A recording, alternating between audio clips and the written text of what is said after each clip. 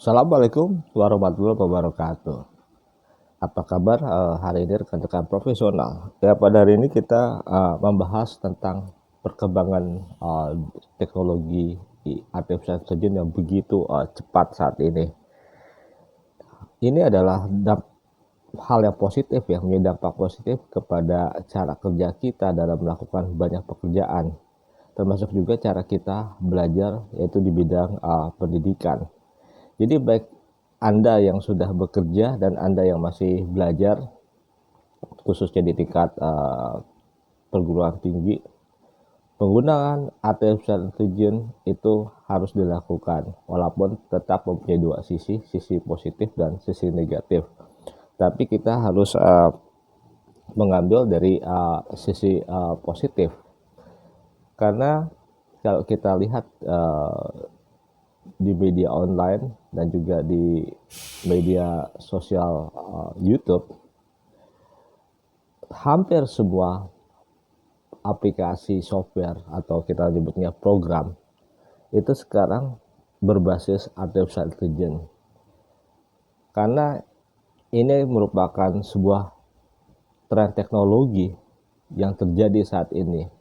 Contoh aplikasi pengolahan gambar, untuk kita menggunakan Photoshop dari berbagai macam perusahaan. Nah, sekarang ini program-program Photoshop itu juga banyak menggunakan teknologi AI, menggabungkan teknologi AI kepada program-program mereka. Tujuannya apa? Untuk memberi kecepatan kerja kepada para pengguna. Dan ini juga menguntungkan mereka, bahwa semakin banyak orang-orang yang memakai aplikasi mereka, tentu bukan hanya mendapatkan ranking di Google Play, tetapi juga membuat perusahaan bisa mengembangkan inovasi teknologi di masa depan, dan juga tentu keuntungan jangka panjang. Begitu juga dalam industri buku, penggunaan artificial intelligence untuk mencari data itu sangat luar biasa cepat. Bahkan kita sekarang bisa menulis buku itu dengan upgrade data itu setiap jam, karena saking banyaknya data informasi yang ada, dan artificial intelligence bisa merangkum data-data yang paling tepat untuk tulisan buku. Tentu dengan adanya artificial intelligence itu harus bisa meningkatkan minat baca, baik untuk karyawan profesional dan juga para pelajar, karena ini berkaitan dengan kemampuan berpikir kritis. AI itu diibaratkan sebagai sebuah buku ensiklopedia. Ya, jadi AI itu dalam bidang pendidikan, khususnya dalam kita belajar membaca buku, itu memberikan informasi awal. Selanjutnya adalah kemauan kita untuk menggali informasi lebih dalam. Jadi analytical thinking itu sangat penting dalam era artificial intelligence. Jadi AI itu membuat kerja kita lebih efisien, tetapi kita harus lebih rajin. Bukan karena AI bekerja cepat dan efisien kita malas. Itu sangat salah. AI itu membantu kita untuk lebih produktif. AI membuat kita membuat karya-karya yang tidak pernah dipikirkan. Dengan AI kita bisa mewujudkan banyak ide-ide baru yang out of box, yang di luar kotak nih, yang benar-benar tidak pernah terpikirkan. Karena AI itu memberikan ruang gerak berpikir mendalam dan juga ruang imajinasi yang sangat luas bagi cara kita berpikir, berkarya, dan juga bagaimana mengimplementasikan karya-karya kita ini kepada masyarakat luas. Tentu masyarakat yang menggunakan AI itu harus masyarakat yang cerdas. Jika tidak cerdas juga, AI hanya sebuah program.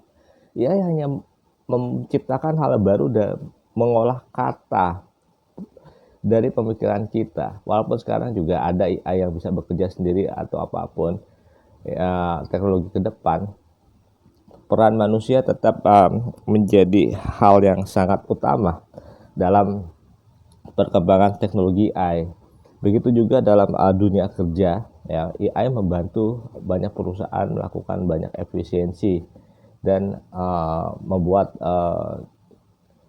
kita harus mengupgrade diri, mempelajari ilmu-ilmu baru yang untuk mendukung kemampuan kita. Karena AI memang saat ini kita akui sudah jauh lebih cerdas dari cara otak manusia berpikir, tetapi AI belum mempunyai sentuhan emosi. Manusia tetap dibutuhkan dalam mengatur sebuah program komputer yang mampu berbicara, berpikir, dan bertindak seperti manusia, karena ini adalah sebuah mesin, sedangkan manusia tetap adalah pembuatnya. Walaupun saat ini teknologi AI terus dikembangkan untuk menjadi lebih baik saat ini, dan saat ini banyak perusahaan berlomba-lomba mengembangkan teknologi AI untuk meningkatkan inovasi mereka dan mendapatkan keuntungan jangka panjang.